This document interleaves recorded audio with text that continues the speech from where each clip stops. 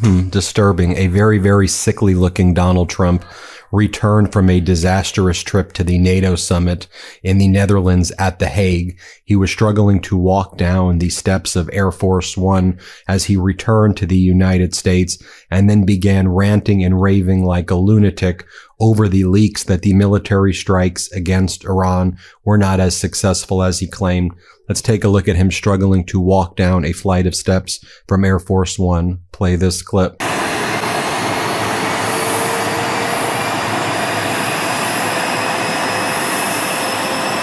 While on Air Force One, Donald Trump was ranting and raving like a lunatic.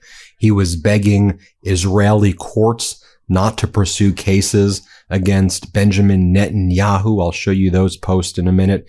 He was also attacking anyone who dare criticize the United States intelligence from the Pentagon and CENTCOM, which state that the strikes on the nuclear facilities in Iran were not as successful as Donald Trump claimed, and that Iran would likely be able to continue to build a nuclear program if it desired, and that Iran was able to move the uranium out of the facilities in advance of the strikes based on Donald Trump's erratic behavior and Donald Trump's constant posts. Today or tomorrow, it's unclear with this Trump regime. There's supposed to be some briefing with the Congress over what took place, but apparently the Trump regime is no longer allowing Tulsi Gabbard to be part of that anymore, specifically excluding their director of national intelligence from issues regarding national intelligence. Also, the Trump regime is severely curtailing any of the classified information that Congress will be able to look at. Why? Because they are hiding a lot of stuff. Here's what Donald Trump posted. I'm not going to read the whole thing. I'll just give you a flavor of what a lunatic he is. He goes, Secretary of Defense, war! Exclamation point. Pete Hegseth, together with military representatives, will be holding a major news conference tomorrow morning. It's happening already. It's happened today at the Pentagon in order to fight for the dignity of our great American pilots. These patriots were very upset. After 36 hours of dangerously flying through enemy territory, they landed. They knew the success was legendary. He puts that in caps. And then 2 days later, they started reading fake news by CNN and the failing New York Times. They felt terribly. So in Donald Trump's unhinged, deranged, lunatic, fictitious world, the fighter pilots of B-2s are calling him up to complain and cry that they think the reporting by CNN and New York Times of the actual intelligence by the United States government shows that Iran's military or Iran's nuclear facilities were not destroyed, and that now our fighter pilots are crying as a result. So in Donald Trump's world, he's making the fighter pilots seem like they're whining when it's Donald Trump who's whining and using the fighter pilots as props to insulate the fact that the mission was not achieved, that the mission was not successful, and that Donald Trump tacoed. I didn't want to see a war to begin with there, but then after not completing the successful mission, Donald Trump then entered into a ceasefire, which he claimed he was never going to do before. He said he would never enter a ceasefire. Remember what he said? He said that he wanted total denuclearization, and that would be the total surrender of Iran. Well, that didn't happen. But when Donald Trump was in The Hague, when he was at the NATO summit, all he seemed to be doing was praising Iran. And he was so excited about, Iran doing a trade deal with China. First, let me show you this clip where Donald Trump talks about how brave and heroic the Iranians were and how he said it was very nice that the Iranians hit the American military base in Qatar and how they planned it together and just how nice the Iranians are. Here's what he says. Play this clip. You saw that where 14 missiles were shot at us the other day. And, they were very nice. They gave us warning. They said, we're going to shoot them. Is 1 o'clock okay? They said, it's fine. And everybody was emptied off the base, so they couldn't get hurt except for the gunners. They call them the gunners. And out of 14 high-end missiles that were shot at the base in Qatar, all 14, as you know, were shot down by our equipment. Amazing stuff. Amazing that they can do. It's like shooting a bullet with a bullet. It's the same thing if you think about it. 14 out of 14, and they weren't even that surprised. I said, you do that well often?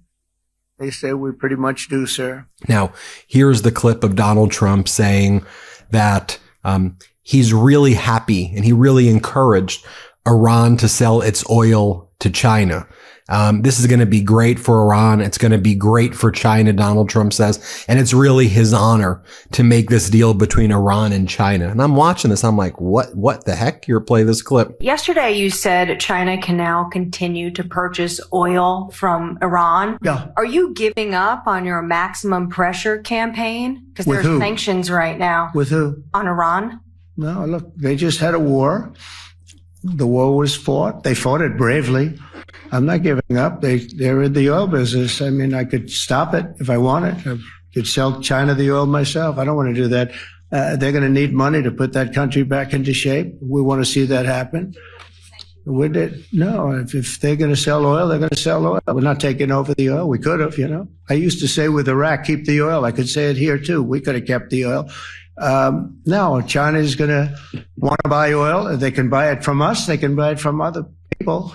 But you're going to have to put that country back into shape. It desperately needs money. So then Donald Trump posted this. Again, I'm not going to read the entire thing, but here's what he says about the Prime Minister of Israel, Benjamin Netanyahu. He goes, breaking news.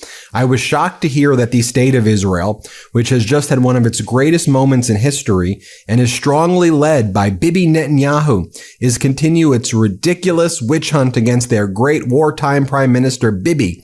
And I just went through hell together fighting a very tough and brilliant longtime enemy of Israel, Iran. And Bibi could not have been better, sharper, or stronger in his love of the incredible Holy Land. Anybody else would have suffered losses, embarrassment, and chaos. Bibi Netanyahu was a warrior, like perhaps no other warrior in the history of Israel. And the result was something that nobody thought was possible. Then Donald Trump goes on to say, Netanyahu's trial should be canceled immediately, or a pardon given to a great hero.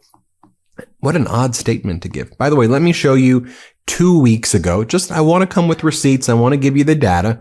Remember 2 weeks ago when Donald Trump was in the Oval Office, you had the Juventus Football Club, the soccer players for our American viewers, behind him being used as a prop to promote FIFA. But Donald Trump kept on talking about Iran. This was before the strikes. And Donald Trump said he wanted total surrender, which he said was denuclearization. Here, just play the clip so you can hear it for yourself. President Emmanuel Macron of France the other day, the G7, it sounded like. He's a nice guy. Look, he said I was going back home to make a ceasefire. Not a ceasefire. We're long beyond ceasefire. And I said, why do you say that? Why would you say ceasefire? It's a bad term to use. Because a ceasefire means like everything's going swimmingly, we'll take a little time off. It's not. We're not looking for a ceasefire. We're looking for a total, complete victory. Again, you know what the victory is. No nuclear weapon. Mr. President. So I thought it was a very badly worded statement by him, and obviously I let him know that. Our editor-in-chief, Ron Filipkowski, I think, puts it in the proper context. They, the regime, are lying about Medicaid cuts. They're lying about the deficit increase. They're lying about what they accomplished in Iran. They lie about everything. It's just a nonstop torrent of lies intended to flood the zone with propaganda. Let's take a look at the data right here. Look at May home sales. U.S. May new home sales fall 13.7% month over month, which again is another recession indicator. The LA Times has done a report on, they did a good job here, on who ICE has disappeared, who ICE has attacked in Los Angeles.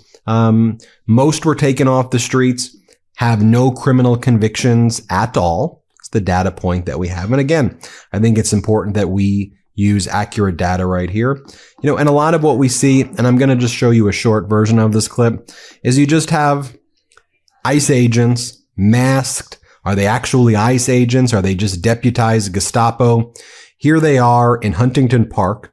By the way, HP, that's where my wife grew up, just so you all know. That's where my wife's family lives. I've been to this Home Depot before. Huntington Park, hardworking Latino community that's being terrorized by ICE agents who are doing this. Here, let's play this clip. Hey, where's your fucking warrant? Where's your warrant? No, fuck you. Give me your badge and your name. Beat that. Give me your badge and your name. You guys have no warrant, no probable cause. Shame on you guys. Shame on you. ¿Cuál es su nombre? Oiga, ¿cuál es su nombre? ¿Cómo se llama? Horrific stuff right there. And then I'll show you a short clip over here. This is people in wheelchairs getting arrested at the Russell Senate office building in D.C. yesterday. They showed up to tell Republicans in Congress not to cut their Medicaid because they can't afford health care without it, and they will die.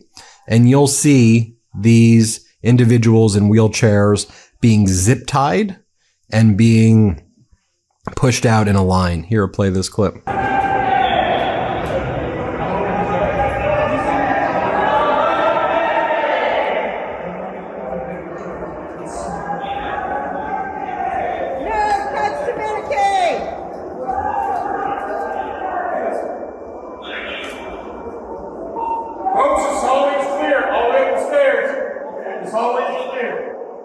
Finally, one of Donald Trump's disastrous moments in NATO as well. He was asked by a reporter, look, you said that you would end the war in Ukraine in 24 hours, but you didn't do it. Can you explain what's happening? Can you explain why? Then Donald Trump said, I never really meant that seriously. I meant it sarcastically. I never truly meant I could end the war in Ukraine in 24 hours. He said, but I have given peace deals between India and Pakistan, which, by the way, I've showed you videos. The India prime minister said Trump had nothing to do with the ceasefire between India and Pakistan. Also, it was Donald Trump's weakness, I think, that led to the conflagration in that region in the first place. Trump is taking place for peace in Serbia. Donald Trump is taking credit for peace in Rwanda. Donald Trump is taking credit for peace through. He goes, all deals in the past 30 years, he claims that he did it. Let me just show you what he said. Play this clip. Mr. President, Johannes Petra from Austrian National Television. How are you? You once said that you would end the Ukraine war in 24 hours. You later said you said that sarcastically. Well, of course it was sarcastic. But you've now been in office for 5 months and 5 days. Why have you not been able to end the Ukraine war? Because it's more difficult than people would have any idea. Vladimir Putin has been more difficult. Frankly, I had some problems with Zelensky. You may have read about him. And it's been more difficult than other wars. I mean, look, we just ended a war in 12 days that was simmering for 30 years, frankly. We ended Rwanda and the Congo. It's coming to sign the documents. We've already signed basic documents, but they're coming, I think, to the White House on Friday. We ended Serbia was going to go at it. But maybe the most important of all, India and Pakistan. And that wasn't whether or not they may someday have nukes like we're talking about in the Middle East, like we're talking about with Israel and Iran. This is they have nuclear weapons. I ended that with a series of phone calls on trade. I said, look, if you're going to go fighting each other, it was getting very bad. You know how bad that last attack was. It was really bad. If you're going to go fighting each other, we're not doing any trade deal. No, you have to do a trade deal. I said, we're not doing any trade deal. And in fact, I had the general, who was very impressive. The general from Pakistan was in my office last week. Prime Minister Modi is a great friend of mine. He's a great gentleman. He's a great man. And I got them to reason. I said, we're not doing a trade deal if you're going to fight. And if you're going to fight each other, we're not doing a trade deal. And you know what? They said, no, I want to do the trade deal. We stopped the nuclear war. Go ahead. Now, let me just share with you a clip of what Donald Trump's campaign promise was, so you can judge for yourself. Was Donald Trump being sarcastic, or is this what he actually promised the American people about stopping the war in Ukraine in 24 hours? Play this clip. End the war in Ukraine in 24 hours. Yes, I How do. would you do that? I know Zelensky very well.